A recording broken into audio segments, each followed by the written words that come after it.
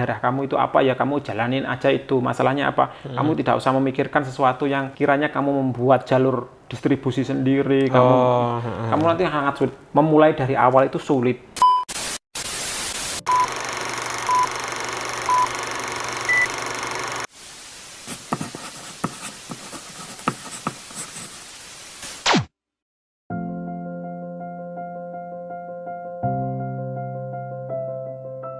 Saya itu lebih senang membangun sistem, Mas.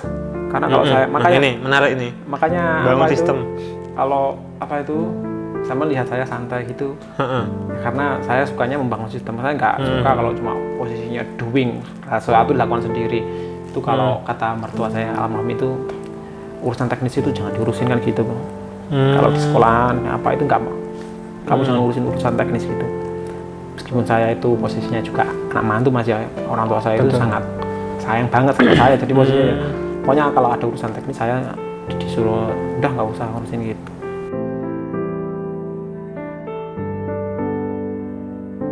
Oh iya, jadi kalau karyawan itu umpamanya kita dapat karyawan gitu ya, kita kan pasti tahu kemampuannya karyawan ini untuk hal apa kan gitu ya. Betul. Nah kemudian ketika karyawan ini melakukan kesalahan atau apa, ketika kita itu masih bisa mengcover, jangan terlalu gampang pusing. Nah, karena kita itu tidak menyekolahkannya. Betul. Orang-orang itu biasanya menuntut semua karyawan itu langsung profit, langsung bisa memproduksi sesuatu, langsung menghasilkan uang untuk membayar dia. Kamu nanti tertekan kalau gitu. Kita itu nggak nyekolahkan dia. Ya, pada sekolah itu kan mahal, Mas ya. Betul. Jadi kalau umpamanya saya itu ngajari anak-anak, pokoknya yang nyopir gitu aja, Mas ya. Ya pasti itu mobil tetes, yang berat gitu, udah nyerempet. Kita itu loh nggak posisinya nggak mengajari dia untuk seperti itu. Kita kan tapi biarkan, yang penting kita memberikan motivasi. Saya itu lebih memberikan motivasi, sesuatu itu lebih mudah gitu. Sesuatu yang sulit pasti bisa. Jadi dia nanti punya semangat sendiri. Nah ketika dia bisa semuanya terkontrol, nanti mudah untuk kita mengkondisikan. Kemudian kalau saya itu lebih senangnya itu, kalau bisnis itu dengan karyawan, saya lebih senangnya itu win to win, Mas. Maksudnya kan karyawan itu kan ya yang kerja itu kan karyawan sih sebenarnya. Kalau saya itu kan sebenarnya turani karyawan kan gitu tuh, Mas. Jadi kalau karyawan itu ya memang omsetnya pasti banyak, Mas. Pasti maksudnya karyawan kalau bisa ya kita berikan gaji yang sangat layak untuk dia. Meskipun kadang-kadang itu karyawan kan melihatnya itu, Mas ya. Kadang-kadang kan umpamanya kita dapat omset umpamanya 50 juta gitu, Mas ya. Itu sebenarnya kalau kita sebagai pengusaha itu kita itu nggak bisa melihat omset itu semuanya untuk diri kita, ya kan, Mas? Betul. Karena apa? Owner itu memikirkan modal, semuanya, memikirkan untuk alatnya, memikirkan untuk biaya produksi untuk bahan. Nah, tapi dari situ kadang-kadang itu kalau itu karyawan kan biasanya juga nggak ngerti, Mas. Betul, ya. Mikirin resiko juga. Nggak ngerti kadang-kadang, wah enak ya bosku gini. Itu memang harus kita menjelaskan. Betul. Ya, jadi kita harus menjelaskan. Jadi owner itu dapat segini itu sebenarnya ya kita itu makanya sama saja. Malah enak itu sebenarnya kalau saya ya lihat karyawan karena setelah dapat 5 juta gitu, Mas ya. Udah dihabisin kan, nanti besok kerja lagi. Betul. Kita dapat 5 juta, kita mikir nanti butuh modal buat apa gitu. Sebenarnya itu beban kita itu sama, ya. Jadi saya lebih senang untuk memotivasi karyawan, mempermudah mindsetnya, didik gitu ya. Biar cepet dia bisa. Kemudian kalau kita kalau sudah jalan, saya usahakan untuk gaji atau apa yang kita usahakan semaksimal mungkin lah, Mas. Selayak mungkin gitu ya. Meskipun kita itu kadang-kadang ya masih di bawah lah, Mas, daripada yang lainnya kan gitu. Karyawan berapa, Mas, total?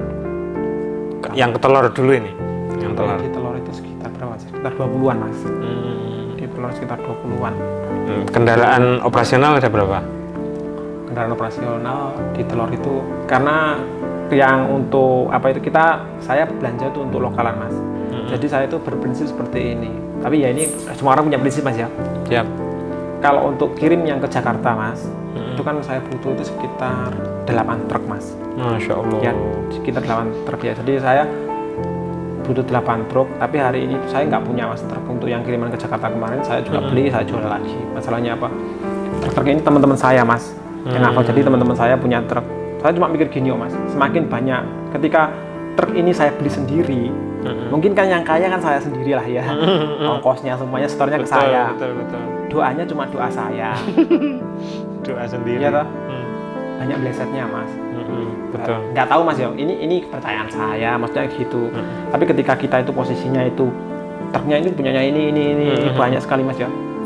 Itu ketika kita itu ya alhamdulillah ya jalan aja, pasti ada jalan aja. Kan yang doakan mungkin ya keluarganya teman, sopirnya ya.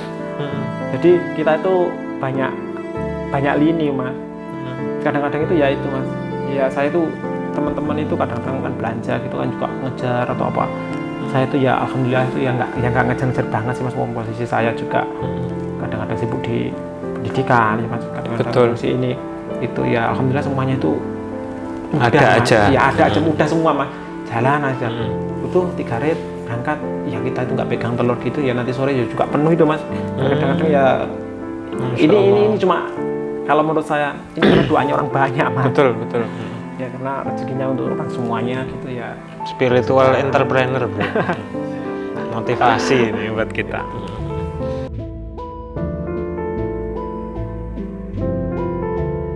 Kita itu pernah Mas, itu hampir 200 juta itu pernah Mas. 1 bulan, 2 minggu lah itu Mas.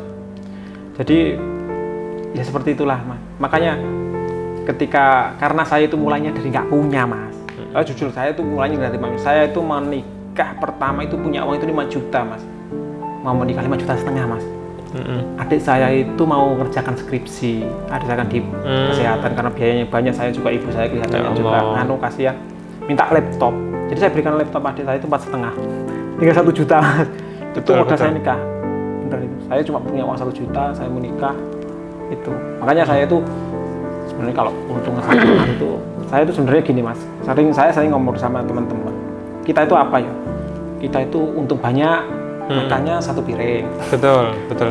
Rugi makannya jatuh kata 1 piring. Iya. Jadi kita itu nggak apa maksudnya kesenangan itu sebenarnya cuma perasaan. Makanya ilusi lah ya. Iya. Bahagia kan puncak kesuksesan itu bahagia Mas ya. Kalau menurut saya Mas, nggak tahu orang. Betul. Kalau puncak kesuksesan betul ya bro ya. Bahagia. Betul. Ya kan? Bahagia itu kan tidak dibatasi dengan nominal. Siap. Ya masuk. Pangkat, ya kan. Nah, atau apa?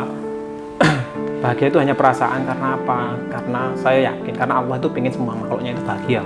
Sebenarnya betul. Semua merasakan, semuanya itu punya kebahagiaan sendiri-sendiri lah. Saya senangnya futsal, pasti jenengan ya mungkin punya senengan cycling, sepedaan ya. Senangnya nge-game. Seneng nge-game saya itu. Kalau saya dulu ya pernah game gitu, tapi enggak gitu. Banyak kok yang punya uang banyak tapi hidupnya pusing ya Mas ya. Enggak bahagia. Nah, itu. Makanya Mas jangan terlalu dipikirkan. Dan maksudnya kita itu ya kalau mencari gini Mas. Saya itu sebenarnya sangat termotivasi untuk cari duit gitu Mas ya. Motivasinya cuma saya gini. Kita itu kadang-kadang ketika kita muslim, kita itu masih kalau kita ngaji nanti disuruhnya harus lebih kenceng sana. Tapi ketika kita lebih kenceng sana nanti ketika dunia kita itu nggak toto, kita nanti juga termudah sekali meleset. Maksudnya apa? Ketika kita itu pepet lapar, itu nanti juga akan berbeda pikirannya. Makanya kalau kita muslim ya, ayo kita pemuda muslim maksudnya ya, ya jadi pengusaha lah maksudnya. Pokoknya ya kamu ya harus badannya bagus. Saya belum bagus Mas. Ya Mas Anang masih bagus. Bisa-bisanya ini. Kalau usaha ya mati-matian enggak apa-apa.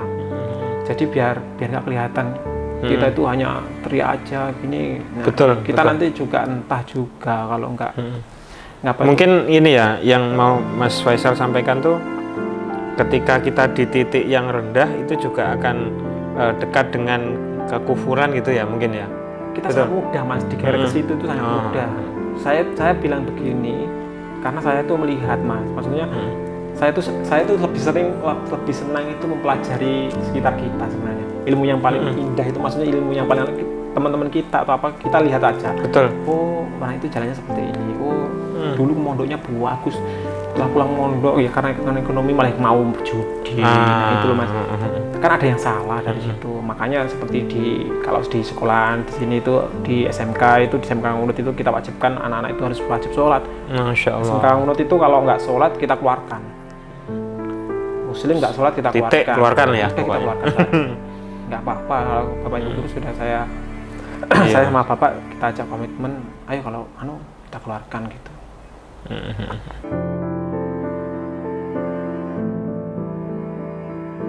Sebenarnya begini, Ini apa ya? Ya motivasi saya pribadi. Sebagai seorang Faisal, Siap. motivasi saya sendiri ya. Yang mungkin bisa untuk apa ya, referensi teman-teman. Jadi gini, jadilah diri kamu sendiri. Kamu itu individu yang unik. Kamu itu Betul. ya kamu. Kamu itu bukan orang lain. Kehidupan kamu itu yang akan menjalankan kamu. Ya. Jadi kamu itu bukan siapa-siapa. Kamu itu ya kamu. Makanya saya sering kalau di sekolahan, mungkin saya kalau di SMK sering briefing sama anak-anak juga gitu. Jadilah diri kamu sendiri. Wes toh, apapun yang kamu lakukan, itu semua orang pasti alok. Ada yang kesannya bagus, ada kesannya kurang bagus. Ya, jangankan kamu, Gusti Allah saja lu disalahkan. Ya kan? Nah, makanya jangankan kita itu kalau Mas, saya itu kok disalahkan gini-gini. Memang kalau saya disalahkan itu memang saya tempatnya salah. Kalau benar saya takut kamu salah. Betul. Ya. Iya. Kalau saya takut Masuk kamu itu. salah. Gitu. Kalau kamu bilang saya jelek, kamu Ya, aku memang ya gini. Ya. Kalau kamu bilang aku benar, jangan-jangan kamu yang salah menilai saya gitu ya. Nah, itu. Jadi kamu nanti pada titik rendah, ketika kamu pada titik rendah, kamu nanti jalan itu enjoy banget. Kamu nggak ada beban. Ya, ketika kamu itu memasangkan sebuah grid pada diri kamu itu nanti menjadi beban. Udah contohnya, sampai kalau mau keluar gitu, aku harus minimal naik Scoopy lah. Ketika nggak ada Scoopy sama nanti jadi beban. Ya, jadilah diri kamu sendiri. Jadi nggak usah ada kertas apa ya sudah. Nggak usah melebeli gitu ya. Nggak usah melebeli ya. This is me. Ini aku. Aku nggak harus podo karo awakmu. Gitu. Ya seorang hamba Allah yang apa adanya gitu ya. Jadinya kita free. Ya, makanya bebas, merdeka. Jangan sampai itu posisinya kalau disalahkan orang gitu sudah minder. Saya itu kadang-kadang gini. Kita sering melihat tulisan-tulisan di truk ya. Apa itu kata-kata yang mungkin kadang-kadang apa itu menjelekkan tetangganya, rame atau apa tetangganya yang gini-gini. Sebenarnya itu nggak ada orang seperti itu. Maksudnya tetangga kita seperti itu sebenarnya nggak ada. Itu sebenarnya apa itu mindsetkan tetangga kamu itu sebenarnya nggak percaya sama diri kamu sendiri. Gitu. Jadi kalau saya posisinya, saya fine aja. Ketika tetangga saya nggak ada, tetangga saya itu semuanya baik semua. Kalau masalah beliaunya gini-gini nggak cocok, ya nggak apa-apa. Ya memang harus nggak cocok.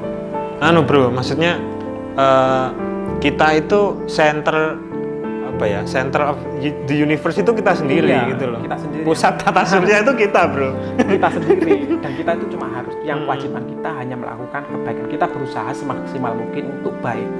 Ketika kamu itu baik, kamu itu melayani, meyakinkan sebuah prinsip yang sudah yang udah kita yakini baik, yaitu dijalani gitulah ya intinya. Sama yang paling penting itu anak muda itu hari ini harus cuma 2 prinsip. Kita itu cuma balik-balik ya. Kan sampai itu pasti kita mau cari uang gitu ya. Sebenarnya uang itu masalah, Mas. Kalau buat saya itu uang itu masalah.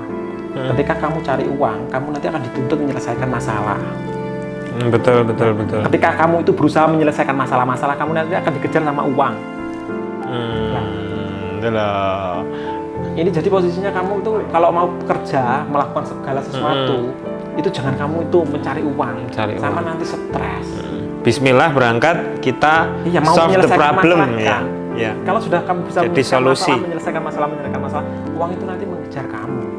Tapi ketika kamu itu mengejar uang, kamu nanti dituntut untuk menyelesaikan masalah. Betul. Pasti itu. Ya entah masalah apa, mungkin masalah bosmu paling. Sampainya sampean jadi jadi kameramen atau apa. Pak, saya pasang tarif 2 juta untuk wedding gitu ya. Di kamera. Nah, kan kamu harus dituntut harus membuat foto yang bagus gini, kan tertekan. Tapi kalau itu biasanya, Pak, udah saya kerjakan. Nah, nanti kan uang datang sendiri. Cuma pola pikir saja sih. Pola pikir kita biar kita itu nggak terbebani untuk melakukan segala sesuatu. Siap. Itu aja.